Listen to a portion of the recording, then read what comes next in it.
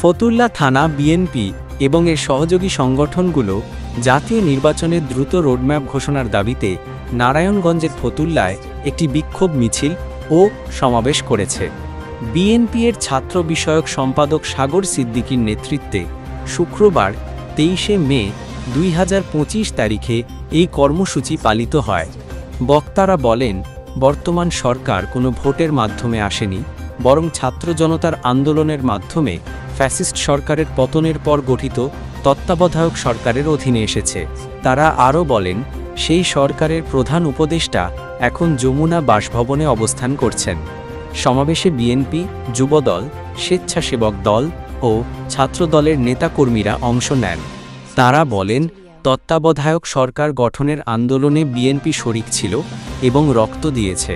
নেতাকর্মীরা একটি জনপ্রিয় স্লোগান দেন, যমুনারে যমুনা, আমরা কিন্তু যামুনা। তারা হুঁশিয়ারি দেন, নিরপেক্ষ নির্বাচনের রোডম্যাপ না এলে রাজপথে আরও বড় আন্দোলন হবে।